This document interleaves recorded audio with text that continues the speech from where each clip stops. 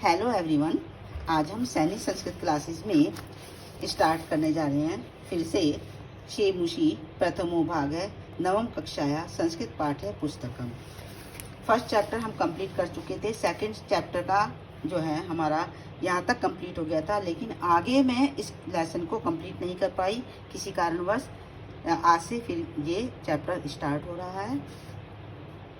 सूर्योदयात पूर्वम, ये एक ऐसी कन्या की कहानी है जो बहुत गरीब है और अपनी माता की कहे अनुसार कार्य करते हुए एक सोने की चोंच वाले कौवे के द्वारा प्रसन्न होने पर सोने के चोंच वाले कौवे ने उसको अपने एक स्थान पर बुलाया कि जो जितना चावल मैंने रक्षा करते हुए खाया था उस चावलों के बदले में मैं तुम्हें उसका मूल्य दूंगा, लेकिन तुम्हें पीपल के वृक्ष के पीछे आना होगा। गांव के बाहर एक पीपल का वृक्ष है, उसके पीछे आना होगा।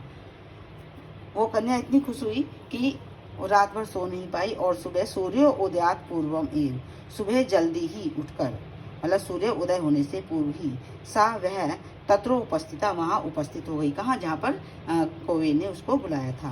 वृक्षस्य ऊपरी विलोक्य, वृक्ष के ऊपर विलोक्य देखकर सा चैव, और वह आश्चर्यचकिता संजाता है, वह बहुत आश्चर्यचकित हो गई।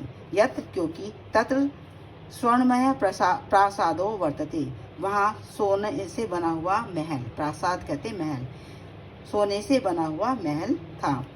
यदा काका शयित्वा प्रबुद्ध तदा, जब कौवा सोकर उठा तब तेन, उसके द्वारा स्वर्ण गवाक्षात कथित, स्वर्ण गवाक्षा कहते हैं सोने की खिड़की, सोने से बनी हुई खिड़की से उसने देखा।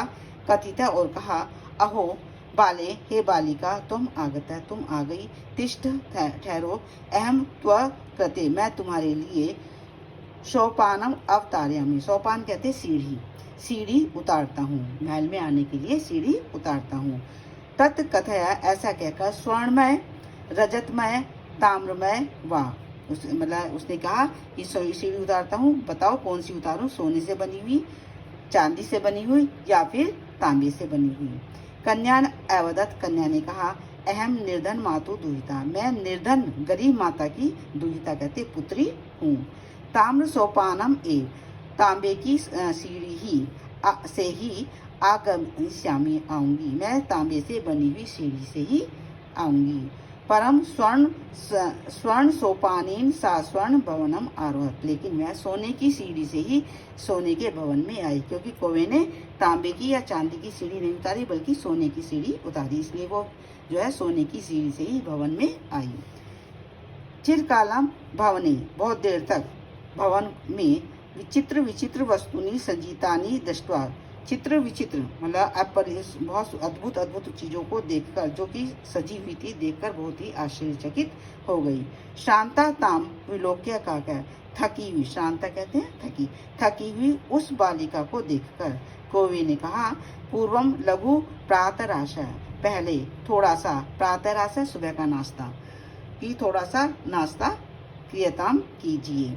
वद त्वम, बोलो, स्वर्ण थाल्याम भोजनम करिष्यामि, सोने की थाली में भोजन करोगी।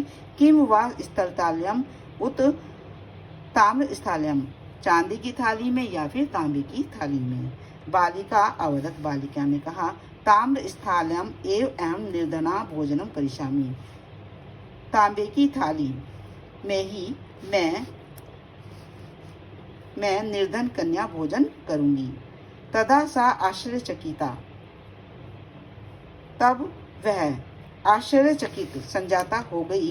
यदा, जब स्वर्ण काकेन, उस सोने के कौवे ने स्वर्ण स्थाल्यम, सोने की थाली में भोजनम परिवेशितम, भोजन प्रस्तुत किया।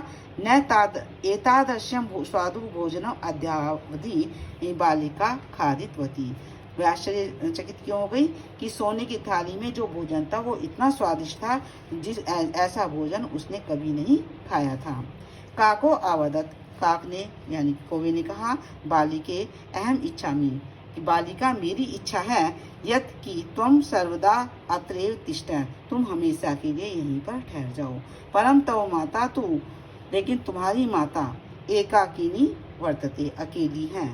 आता है त्वम शीघ्रम एव स्वगृहम गच्छ, जल्दी ही अपने घर जाओ। थैंक यू मेरी वीडियो को देखने के लिए।